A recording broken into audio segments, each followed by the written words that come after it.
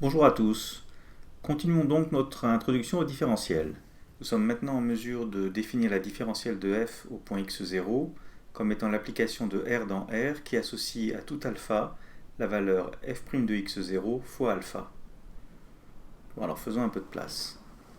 Ici, nous restons à une dimension pour bien introduire les concepts sans se soucier de complications inutiles.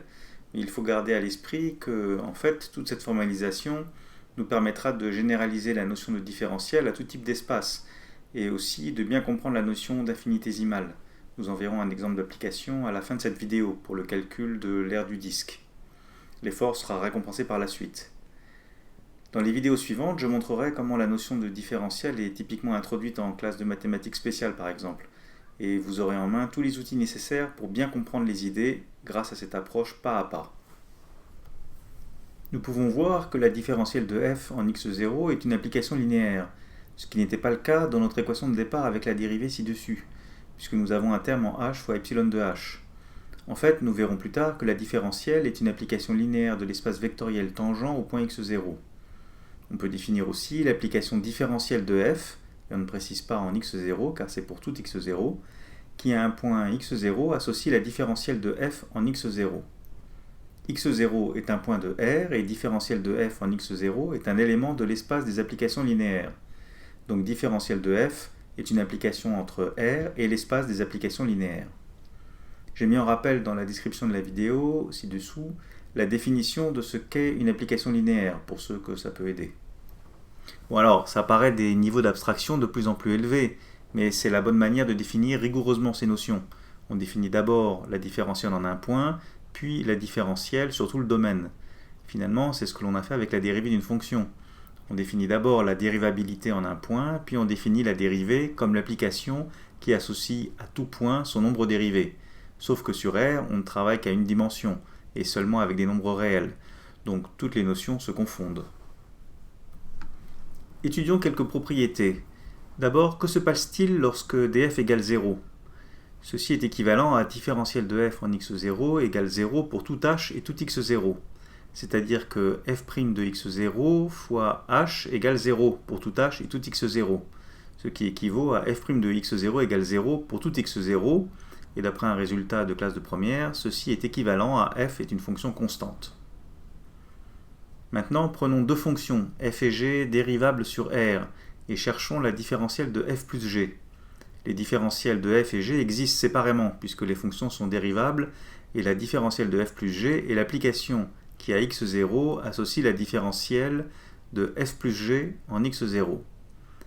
Cette différentielle de f plus g en x0 associe à tout h f plus g' de x0 fois h, qui est égal à f' de x0 fois h plus g' de x0 fois h, et donc égal par définition à différentielle de f en x0 de h plus différentielle de g en x0 de h. On a donc bien différentielle de f plus g égale différentielle de f plus différentielle de g. Finalement, pour deux fonctions f et g dérivables, cherchons la différentielle du produit. La différentielle de f fois g est l'application qui à x0 associe la différentielle de f fois g en x0. Cette différentielle de f fois g en x0 associe à h f fois g' de x0 fois h. On a f fois g' de x0 égale f' de x0 fois g de x0 plus f de x0 fois g' de x0 par la formule dite de Leibniz de la dérivée d'un produit. On peut donc vérifier facilement que différentielle de f fois g est g fois différentielle de f plus f fois différentielle de g. Je vais arrêter les vérifications, mais de façon générale, les formules de dérivée vues au lycée en classe de première ou de terminale sont valables avec les différentiels. C'est fait pour, évidemment, puisque c'est une généralisation de la notion de dérivée. Une remarque maintenant sur le fameux dx. D'où vient-il et qu'est-ce que c'est vraiment ? Considérons une fonction f, dérivable sur R, de différentielle df, qui à tout x0 associe la différentielle de f en x0. Je réécris la définition de différentielle de f en x0, ça va nous aider pour la remarque qui suit. Cherchons la différentielle de la fonction qui à x associe x. La différentielle de cette fonction est notée naturellement dx, différentielle de x. Et c'est en fait l'application qui à h associe h, tout simplement. En effet, la dérivée x' de x vaut 1, Et donc la différentielle de x est l'application qui à h associe x' fois h, c'est-à-dire une fois h, c'est-à-dire h. C'est de là que vient la notation moderne dx, différentielle de x, complètement cohérente avec notre définition de la différentielle. On voit que les éléments commencent à prendre forme dans notre introduction. On peut maintenant écrire différentielle de f en x0 de h égale f' de x0 fois dx de h. Ici, dx étant toujours l'application qui à h associe h. Et donc, nous pouvons écrire que différentielle de f en x0 en tant qu'application est égal à f' de x0, un nombre réel, fois dx, qui est défini donc comme une application. Alors faisons un peu de place, et une remarque sur les notations pour encore éclaircir les choses et bien comprendre quels sont les différents objets mathématiques qui sont manipulés. Traditionnellement, on note f' de x par les symboles df de x sur dx. Nous avons une égalité entre un nombre réel, f' de x, et un autre nombre réel noté df de x sur dx. Ceci n'indique pas que l'on divise df par dx, c'est seulement une notation qui a été introduite par Leibniz aux origines du calcul différentiel. Mais nous avons introduit correctement la notion de différentiel et nous avons maintenant une égalité entre deux applications reliées entre elles par un nombre réel. Les deux objets de part et d'autre du signe égal sont bien définis en tant qu'application et l'égalité a un sens. L'égalité sur la gauche a aussi un sens en tant que notation. Et grâce à tout le travail fait depuis Leibniz, nous avons pu construire une théorie qui reste cohérente et qui justifie la notation de Leibniz. Nous avons d'un côté f' égale df sur dx et de l'autre df égale f' fois dx. Les objets sont différents, égalité entre nombres réels du côté gauche et égalité entre applications linéaires du côté droit, mais les définitions sont cohérentes d'un point de vue de la notation. C'est important de comprendre que l'on ne divise pas par dx, car dans le cas de fonctions à plusieurs variables, ceci mènerait à la catastrophe dans les calculs. Tout serait faux. Je donnerai un exemple le moment venu. Maintenant, prenons deux fonctions f et g telles que différentielle de f en x0 égale g' de x0 dx pour tout x0. Par définition, g' de x0 dx est égal à la différentielle de g en x0. Nous pouvons donc écrire différentielle de f en x0 égale différentielle de g en x0. Ceci nous dit que différentielle de f moins g en x0 égale 0. Et comme cela est vrai pour tout x0, alors f moins g est constante d'après la propriété 1 en haut à droite. Donc f égale g plus constante. On peut donc écrire que si différentielle de f est égale à g' dx, alors f est une primitive de g à une constante près. Nous voyons donc ici le lien entre différentiel et calcul de primitive, comme nous avions un lien entre dérivée et intégration. Une dernière remarque avant de passer à une mise en pratique. Cette dernière remarque va faire le lien entre les égalités approximatives vues en première vidéo, ci-dessus, l'égalité indiquée par une étoile, et les égalités exactes entre différentiels.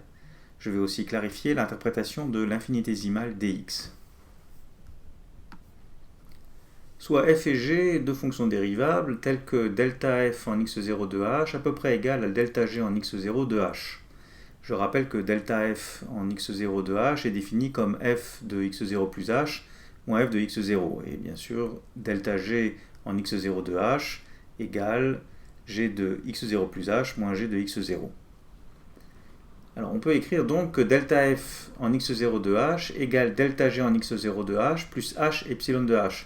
C'était le sens que l'on avait donné à cette égalité à peu près égale et que vous pouvez revoir en haut de cette page ou dans la première vidéo. Donc on a epsilon de h qui tend vers 0 lorsque h tend vers 0, c'est le terme d'erreur.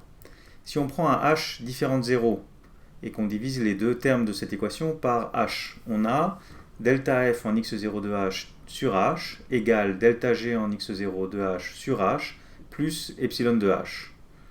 Et lorsque l'on fait tendre h vers 0, eh bien par définition de la dérivée, delta f en x0 de h sur h tend vers f' de x0, delta g en x0 de h sur h tend vers g' de x0, et epsilon de h tend vers 0. Donc on a l'égalité f' de x0 égale g' de x0 plus 0.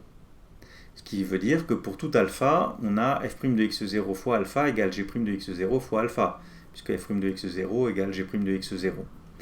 Et donc par définition de la différentielle, on a différentielle de f en x0 égale différentielle de g en x0. On a donc le résultat important qui dit que lorsque delta f en x0 de h à peu près égal à delta g en x0 de h, alors on a df en x0 égale différentiel de g en x0. Et si ceci est vrai pour tout x0, alors on a vraiment différentiel de f égale différentiel de g. On voit que les termes de second ordre disparaissent lorsque l'on passe au différentiel. Les termes en second ordre sont les termes de la forme h fois epsilon de h. Donc on peut avoir delta f à peu près égal à delta g implique différentiel de f égale différentiel de g. Et ça implique, par le résultat qu'on a eu précédemment, que f égale g plus constante, les propriétés 1 et 2 ci-dessus. On voit que l'on est passé de relations approximatives entre des quantités petites mais finies à des relations exactes entre différentiels lorsque l'on passe à la limite. Le passage à la limite nous fait passer dans l'espace tangent, et la différentielle est une application linéaire de cet espace tangent. Se déplacer de h dans cet espace tangent, c'est-à-dire en fait appliquer dx, rappelez-vous que dx associe h à h, ne nous fait pas sortir de l'espace limite, nous sommes toujours dans l'espace tangent, comme nous l'avons vu dans la vidéo précédente. Donc d'une certaine façon, dx représente un déplacement limite sans sortir de ce qui se passe en x0, au point A. C'est pourquoi on dit que dx est un déplacement infinitésimal. On va appliquer tout ce que l'on vient de voir au calcul de l'aire d'un disque. Soit un disque de rayon grand R, nous allons commencer par considérer les grandeurs physiques petites, mais pas infinitésimales, avant de passer au différentiel. On considère la surface de disque comprise entre deux cercles de rayon R et R plus delta R, avec delta R très petit devant R. On va appeler cette R delta grand A, représentée ici en bleu. Pour calculer cette R, nous déroulons les deux cercles. Nous avons donc un cercle de circonférence 2πr et un autre plus grand de circonférence 2π fois r plus delta r. Les deux cercles déroulés sont séparés de la distance delta r. Calculons l'aire delta grand A de cette surface en la décomposant en deux parties. L'aire de la surface du rectangle en vert est 2πr, longueur d'un côté, fois delta r, longueur de l'autre côté. L'aire du triangle est base, c'est-à-dire 2π delta r, qui vient de la différence de circonférence liée à delta r, fois la hauteur, delta r, divisé par 2. On a donc delta grand A égale 2π r delta r plus 2π delta r carré divisé par 2. Alors faisons un peu de place et réécrivons delta grand A en simplifiant les facteurs 2. Il nous faut vérifier que le terme d'erreur est bien de la forme qui nous convient pour passer au différentiel. Nous voulons un terme de la forme h fois epsilon de h. Ici, notre h est delta r. Bien sûr, lorsque delta r tend vers 0, delta r tend vers 0. Et lorsque nous multiplions par delta r, nous avons bien un terme de la forme h fois epsilon de h. Un terme en petit o de h, comme nous l'avons indiqué dans la première vidéo. Nous sommes maintenant prêts à passer au différentiel. Nous pouvons écrire que différentiel de grand A égale 2πr dr, car le terme pi fois delta r au carré est un terme du second ordre. Et d'après le résultat que nous avons trouvé juste avant de refaire cet exemple, nous pouvons ignorer les termes du second ordre lorsque nous passons au différentiel. Or, nous avons 2πr qui est la dérivée de πr au carré. Et d'après le résultat que je souligne maintenant, nous avons grand A égale πr au carré plus constante. Ici, la fonction f est grand A et la fonction g est πr au carré. G' est égal à 2π fois r. Bien sûr, grand A est une fonction de r, et pour r égale 0, l'air est nul, évidemment. Donc la constante vaut 0, et nous avons grand A égale πr au carré. Heureusement.